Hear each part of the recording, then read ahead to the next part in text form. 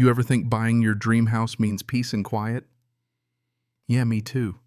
Right up until the day some HOA tried to claim my lake, my dock, and about half my sanity. I mean, seriously, if you've never had a silver-haired lady in a golf cart threaten to call the cops on your morning fishing, congratulations, your life's been way too boring. But let me take you back to where this started. Maybe you'll see a bit of yourself in the story, or at least get a good laugh at my expense. That first morning, I woke before dawn. Couldn't even hear a bird yet, just that heavy kind of stillness that wraps around you and makes every breath feel like it matters. I brewed my coffee, dark and strong, wandered out the back door with my old boots and my tackle box, following that path I'd cleared from the house down to my dock. The boards creaked under me, friendly, familiar. I just sat for a second, taking it all in. Water, like glass mist, rolling low. The world absolutely silent except for the tiny splash when I dropped the lure. That's what I'd bought all this for. Not the lakefront property on some real estate listing, just quiet. Privacy. A place to fish, and I guess to remember what breathing feels like after too many years working jobs that didn't know the meaning of either. I had signs up everywhere: private property, no trespassing, the kind that shine like a cop's flashlight if you look at 'em after dark. The lake was mine legally and otherwise stocked with trout and bass. Not a pond, not some fake HOA wetland, just water, peace, and if I was lucky, breakfast. 15 minutes in, second cast of the morning, the spell broke. I hear that electric whine behind me. Sure enough, here comes this little white golf cart with a green HOA sticker. At the wheel, a woman who looked like she could cut steel with her stair windbreaker so yellow it nearly glowed sunglasses the size of salad plates. No hello, just parks that thing right at the line where my land meets the gravel road, starts snapping pictures with her phone like she's stumbled across a crime scene. "This is restricted water," she barks. "You can't fish here without a permit." I just laugh. "Private property," I say, waving her off. "Move along." "You think that'd be it?" "Nope." She snaps a few more mutters into her phone, spins her cart around, and peels out like she's headed to catch a real criminal. I'd seen her type before. Small-time power, big-time attitude. I told myself she'd burn out quick. I was wrong. 10 minutes later, real engines this time, 2 county patrol cars, lights flashing, come rolling up my drive. Cops get out looking a little lost. And there's the same golf cart parked triumphant behind them, and that woman, arms crossed, chin high, smirking like she's just landed a big fish. "That's him," she hollers. "Trespassing. Poaching. We've warned him he's breaking environmental rules." One cop asks for my ID, real calm. I hand it over, then pull out the deed and the official survey map I keep by the gate just in case. "Name's Cody," I say. "This here is my ranch.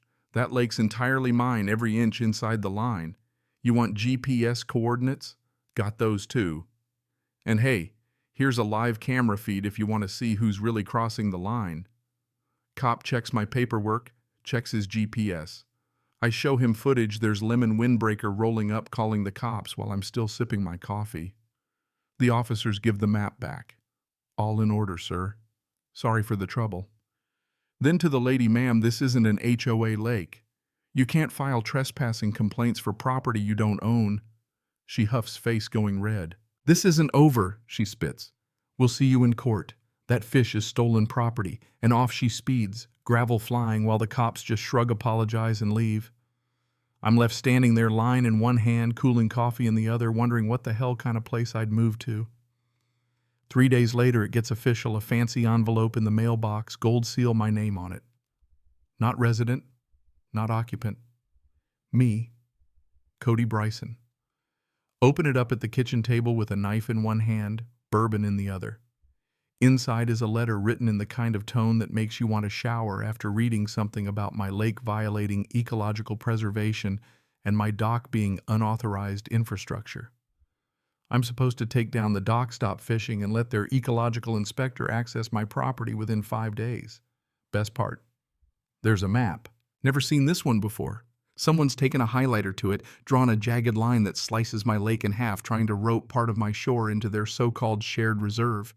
Only problem is I've walked those corners myself. My line doesn't bend like that, not even close. So I drive straight into town, march into the county office, and ask for the real map. Brand new, notarized, signed by 3 officials. Lake's mine.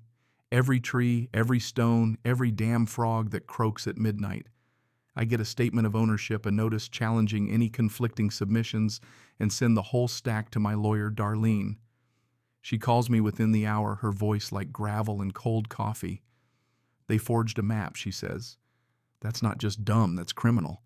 I tell her to let them run with it, no warning, just let them dig their own grave a little deeper. Then the emails start. Neighbors I've never met accusing me of polluting community resources, trashing the lake, lowering their property values. Someone claims I left garbage like my old bait box as a toxic spill. Never met these people, but they're ready to burn me at the stake because the HOA president decided I was the villain of the week. The next day, a plastic-wrapped note taped to my mailbox. Remove the illegal pier or face HOA action. You have been warned. No name, just the HOA logo in the corner like that means anything. I take it down, walk back to my dock, sit and breathe. I can hear ducks, the water lapping, and somewhere my blood pressure rising. Thing is, I've done harder things. Been in worse fights, ones where you couldn't call for help, had to handle it or get buried. This was just pettier, meaner, but the same rules applied. Don't let them see you sweat. Don't blink first. Middle of the night, maybe a week later, I get an alert motion sensor on the boathouse camera. I throw on boots, grab my heavy flashlight, and head out. Some guy in a security vest is crouched on my dock, shining a beam at the plank's clipboard in hand. I step out, voice loud across the water. Can I help you? He jumps but tries to play it cool. Says he's an HOA security inspector checking my pier for violations. This isn't your community, I tell him, and it's not your dock. You're trespassing, pal, and it's 3 a.m. Time to go. He tries to read from a script. This inspection is mandatory, but I've had enough. I tell him, state your name, your authority, and then get off my dock. I start recording on my phone. He gives me some half-mumbled name, then says, "This is for your own good, Mr. Bryson. That's all I need." I call 911, let the dispatcher know I have an intruder. I keep my flashlight and camera on him till the deputies roll up. Same officer from the first incident takes one look and cuffs the guy right there. Turns out he's not licensed for anything, just another local paid under the table. His clipboard is full of fake HOA forms with my name scrawled on top. By the time the sun comes up, I've got 2 official trespassing complaints, a police report, and a growing list of neighbors who are suddenly very interested in how dangerous I am. Flyers show up on trees and mailboxes, violator on lot 18B me apparently. Remain vigilant. You'd think I'd poisoned the lake, not just caught a few trout. Things start escalating fast. My trash bin by the trail gets burned to the ground. Motion sensor is dead convenient, right? So I add more cameras, back up everything to a server in Boise, and start documenting every email, flyer, threat, and phone call. That's when the real twist shows up. Guy in Khakis County badge comes to the gate. Says he's from the land registrar there because the HOA filed for a boundary update, wants to claim a slice of my lake for environmental jurisdiction. I have to walk him along the property line. I call Darlene, put her on speaker, and let her do the talking. The guy Eric, he's just doing his job. But as we walk, he mutters, "You're not the first. They've tried this on 3 other lots this year." That lands. Darlene digs into records, and what do you know? Karen, our friendly neighborhood HOA queen, has filed 7 similar applications since 2019. All of them targeting lakefront land not under HOA control, all with fake maps or bogus ecological claims. I reach out to a couple of other landowners, one retired couple, one family, who nearly lost their sale because of these shenanigans.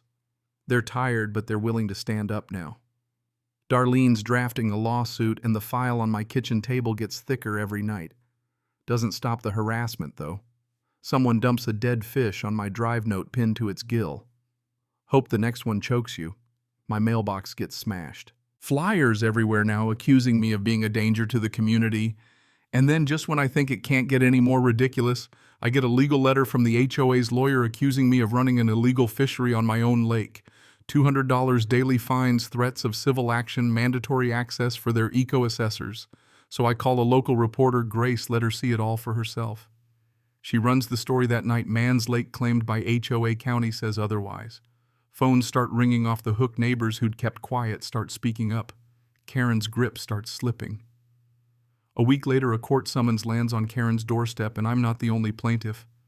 3 others and counting. My porch is a mess of legal papers and neighborly support letters, emails, evidence. This has gone way beyond one man in a fishing dock. We take it to court.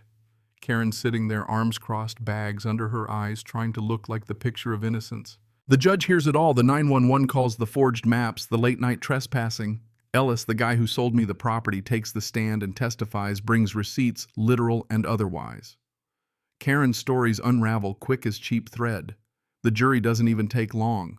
Verdict comes back guilty on all counts: fraud, harassment, trespassing, defamation.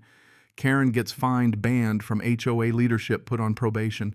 The HOA has to pay for all our legal fees and send written apologies to every landowner they harassed. And the DA launches a criminal investigation into Karen and her map doctoring. You know, people say justice is slow. Maybe. But it felt fast that day. 3 days later, I'm back at my dock. Sun going down, air cool. Lake's quiet, finally. I sit with my coffee, flick my line out into the water, and read the new little plaque I installed on the railing. Caught a big fish. Then caught Karen. Both put up a fight. Only one ended up back in the lake. And I laugh out loud for real because I earned this one. Now you tell me, where's the line between fighting for what's yours and just letting things slide for the sake of peace? Ever had to stand up to a bully in a golf cart or someone who thinks a clipboard makes them king? Let me know. Maybe your story's wilder than mine, or maybe it's just begun.